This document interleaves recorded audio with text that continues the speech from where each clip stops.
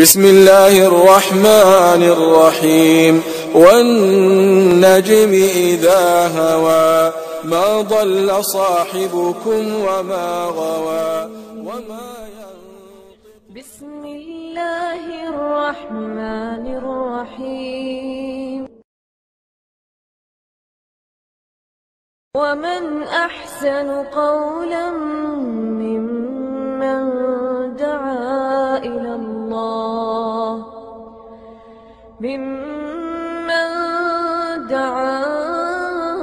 إلى الله وعمل صالحا وقال إنني من المسلمين۔ ان دنوں میں ایک مسئلہ بڑا اٹھ جاتا ہے اور ہر سال اٹھتا ہے، اس کو میں واضح کر دوں تو اچھا ہے۔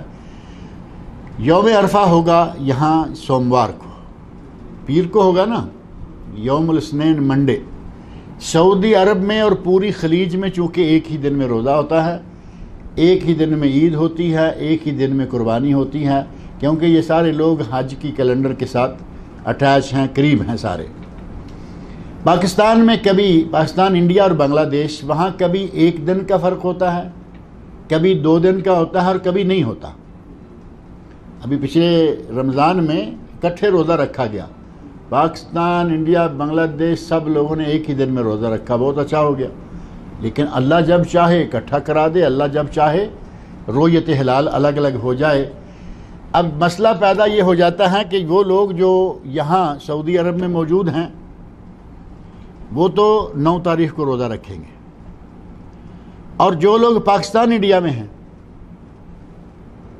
آج کل نیٹ نے ایک مسئلہ پیدا کر دیا ہے کہ لوگ میدان عرفات میں ہیں تو وہ ساری دنیا میں دیکھے جا رہے ہیں کہ لوگ میدان عرفات میں ہیں، تو یوم عرفہ ہو گیا نا۔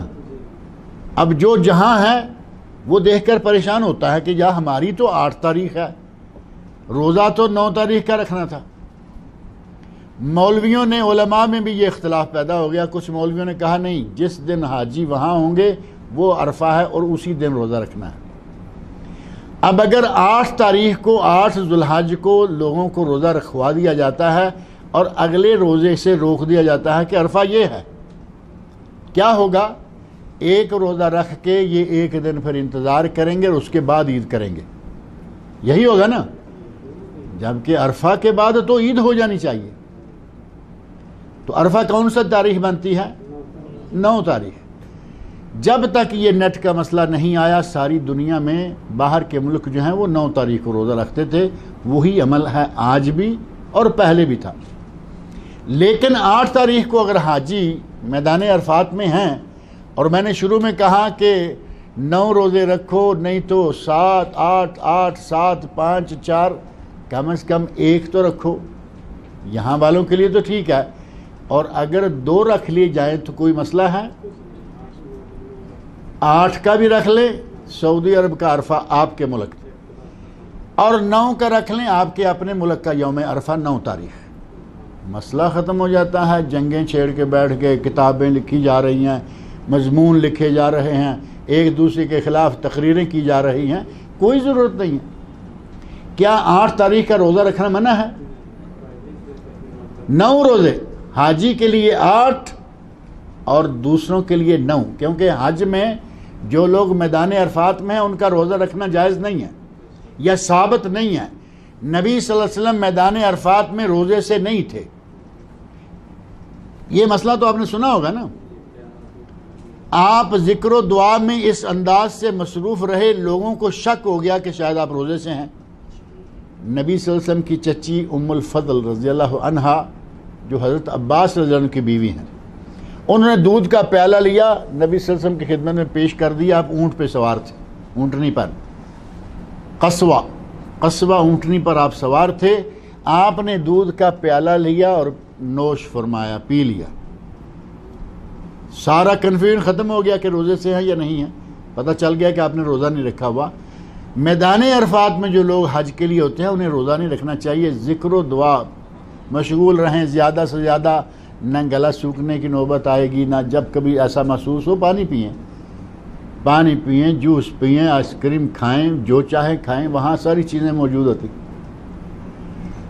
یہ 2 روزے رکھ لینے سے کوئی مسئلہ نہیں پیدا ہوتا، 8 کا بھی رکھ لیں، 9 کا بھی رکھ لیں، اور یہ کم از کم ہمارے علماء کرام کی جنگ تو ختم ہو جائے۔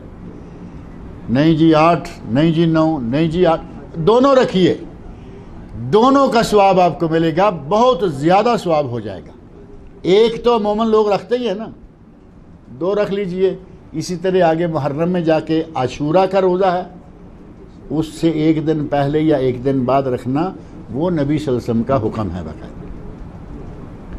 کہ اس عاشورہ کے روزے سے 1 دن پہلے بھی روزہ رکھو یا 1 دن بعد بھی رکھو، 2 روزے ہو جائیں، کیونکہ یہود ایک رکھتے آئے ہیں اور نبی صلی اللہ علیہ وسلم نے ہمیشہ یہود کی مخالفت کی۔ اس طرح اس مسئلے کو آسانی کے ساتھ حل کریں، اور اپنے عوام میں ہمارے علماء کو چاہیے کہ اپنے عوام میں یہ شعور دیں کہ ان دنوں میں ہر روزے کا بہت ثواب ہے، 1 تاریخ سے لے کر 9 تاریخ تک۔ کیوں 9 اور 8 کا رکھا نہیں جا سکتا اور یہ مسئلہ ختم نہیں کیا جا سکتا؟ اللہ تعالیٰ سے میری دعا ہے کہ وہ ہمیں ان دنوں میں کوئی اچھے سے اچھے عمل سر انجام دینے کی توفیق عطا فرمائے۔ اللہ رب العزت حجاج کرام کی حفاظت فرمائے، انہیں ان کا فریضہ ادا کرنے کی اور مکمل فریضہ سنت کے مطابق ادا کرنے کی توفیق عطا فرمائے۔ وما علینا